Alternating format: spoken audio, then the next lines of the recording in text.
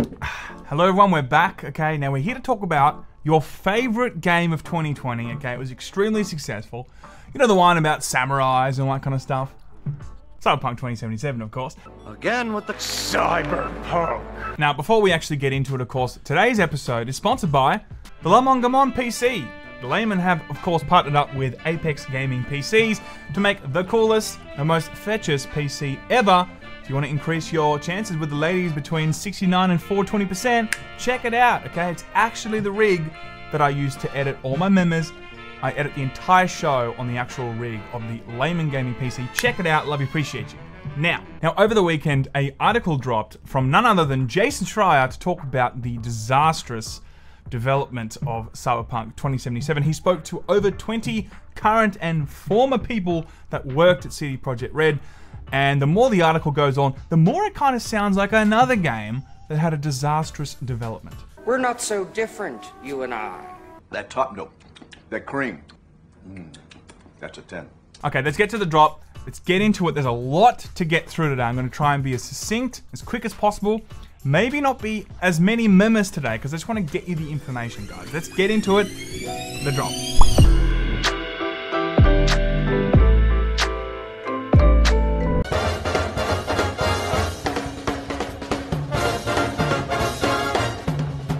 Maybe one or two memes. We'll see how we go, of course. Now, there's a lot to get through. Now, I won't give you really like a whole let's catch up on what's been happening with the whole Cyberpunk 2077 thing, because let's be real, you guys know it. And on top of that, the article does go into a lot of the stuff that has happened anyway, so we'll leave that. But one thing I will actually mention is about a day and a half ago, 2 days ago now, Marcin Nowinski, a co-founder of CD Projekt, did a 5-minute video trying to again apologize for the Cyberpunk 2077 disastrous launch. The reasons behind why he felt that those things kind of happened. And through the video, he continued to try and explain himself regarding the whole consoles and how they were trying their very best to work on a day zero patch. He spoke about the scope of the game and how it was originally thought that they could deliver all of this. Nowinski acknowledged the game did not meet the quality standard we wanted to meet. I and the entire leadership team are deeply sorry for this. Again, this is the second time now that we actually have seen an apology from CD Projekt Red. The original one was actually on Twitter in text form, and we already did a video on that, of course. But in this video explanation and apology format, he did go on to talk about a roadmap detailing that after the first 2 major patches, we are going to see some free DLC as well as the next-gen upgrades later in the year. As you can see from this photo, it's very clear when we are exactly getting that DLC and next gen. But as we all know, with most roadmaps in terms of DLC or just any kind of firm undertaking in terms of content, sometimes devs, it's a little bit ambiguous. Who are you? You. No, not me, you. Yes, I am you. Just answer the damn questions. Who are you? I have told you. Are you deaf? No, you is blind. I'm not blind, you blind. That is what I just said. You just said what? I did not say what. I said you. That's what I'm asking you. But the article that Jason Schreier has written is primarily about the development of Cyberpunk 2077 and how every step of the way it was pretty much plagued.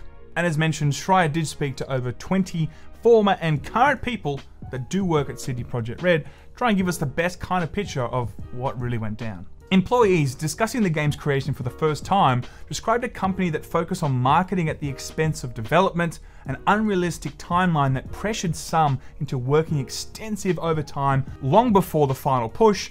CD Projekt Red declined to comment on the process or provide interviews for this story. Now, first and foremost, we've already seen crunch with CD Projekt Red before.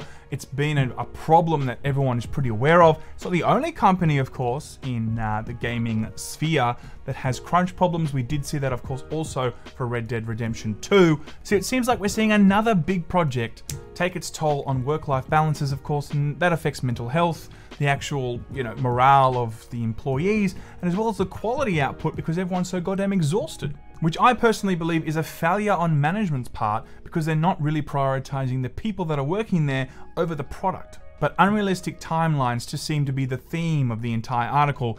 It goes on to say, in his message, Nowinski concedes that the company underestimated the task. He said that because the game city was so packed and the disk bandwidth of old gen consoles is what it is, it constantly challenged us. While the company extensively tested before the game's release, Iwinski said it didn't show many of the issues players experienced. Developers who worked on the game argued otherwise, saying that many of the common problems were discovered, the staff just didn't have time to fix them. So Iwinski is clearly kind of getting caught out in a lie here. You know, he said that they had no idea about this, and then Jason is finding out from multiple reports that they were well aware of a lot of these actual bugs and a lot of these issues. And the sheer scale of the bugs that I actually encountered on my PC at home, not the actual PC that I edit on, okay? I'm sure I wouldn't see any issues with Cyberpunk because that is such a powerful rig. Check it out now.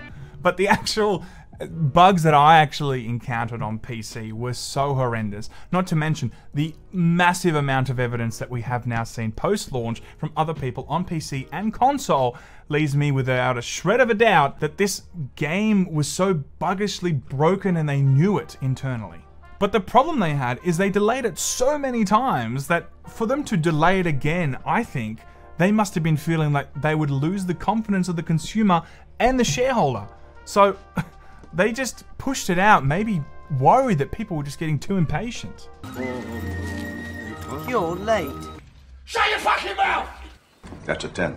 Instead of a third-person camera in which the player's character appeared on screen, Cyberpunk used a first-person view. Making Cyberpunk would require CD Projekt Red to invest in new technology, new staff, and new techniques they hadn't explored before. Another indication of how CD Projekt stretched things too far was that it tried to develop the engine technology behind Cyberpunk 2077, most of which was brand new, simultaneously with the game, which slowed down production. One member of the team compared the process to trying to drive a train while the tracks are being laid in front of you at the same time. It may have gone more smoothly if the track layers had a few months head start. Now, that's the part to me which really is like, oh my, that's genuinely shocking. To have such a huge, ambitious view and at the same time trying to technologically figure out how to create an engine for this big vision and put them toe to toe and try and make them at the same time. I mean, that just smells of trouble. I mean, that is, of course this thing was going to release in such a state that it was just not ready. And like we saw with Anthem in terms of BioWare, you know, laying the golden eggs for so many years and making some of the best games that are out there in general and being a titan in the gaming industry, they felt that, hey, you know what? It'll be fine. We make great games. This next game will be great too. And I think CD Projekt Red also suffered from that train of thought. Some engineers realized that Cyberpunk was too complex of a game to run well on the 7-year-old consoles. With its city full of bustling crowds and hulking buildings, they said management dismissed their concerns, however, citing their success in pulling off The Witcher 3. Adrian Jakubiak, a former audio programmer for CD Projekt, said that one of his colleagues asked during a meeting how the company thought it would be able to pull off a technically more challenging project in the same time frame as The Witcher.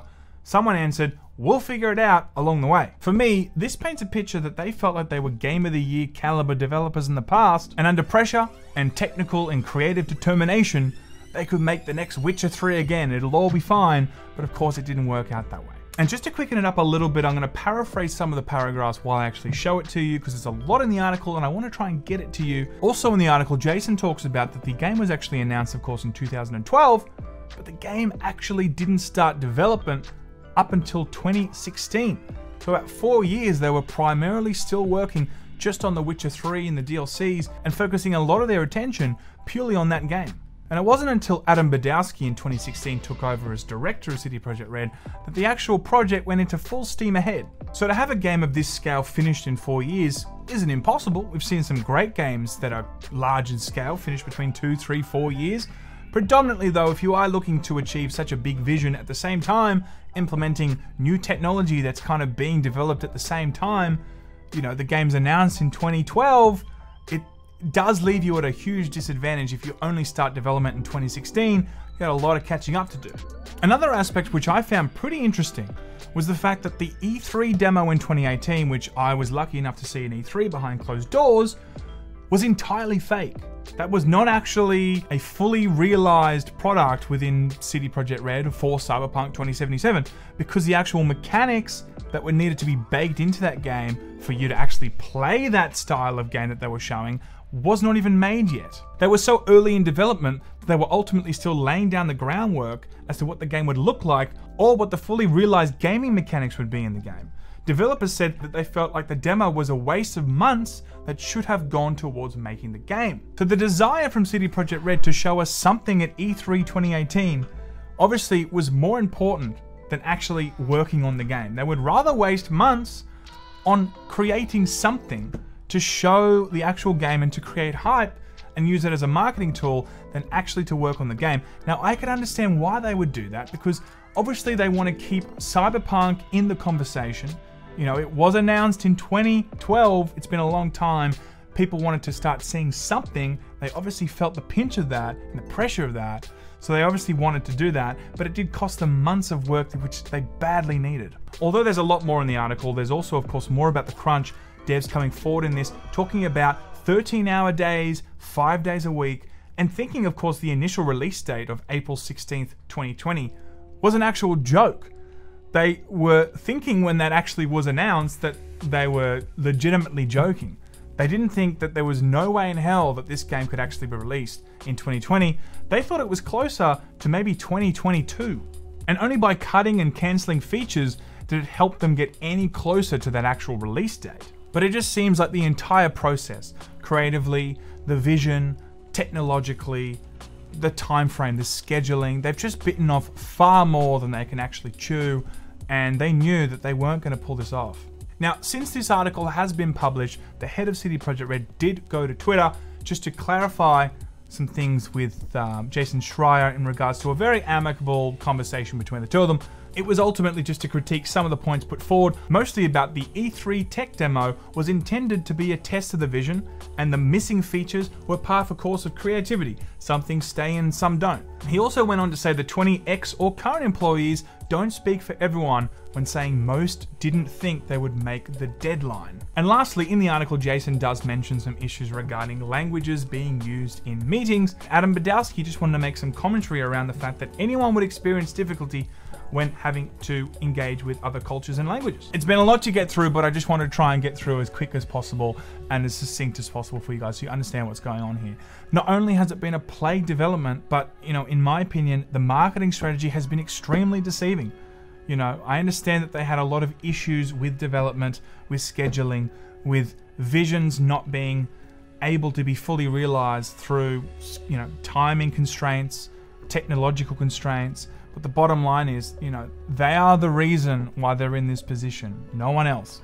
Once the most valuable company in Poland, it seems like the stock price, the reputation, and the kind of the future doesn't seem as strong for Cyberpunk and CD Projekt Red as much as I would have thought it would have been.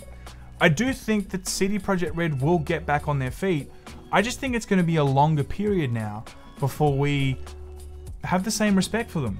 You know, Blizzard, Ubisoft, Bethesda, you know, they've all fallen from grace, and still to this day, years on, I don't think a lot of people have the same respect for them they once did, and maybe CD Projekt Red is going to be in a very similar basket. We'll just have to see. But again, originally I thought this was going to be a smaller, more contained situation, but the more that we're finding out about this, it just seems like this is going to be a longer process before we can really sit there and say, yes, CD Projekt Red is back to where it was. Or it may never fully get there.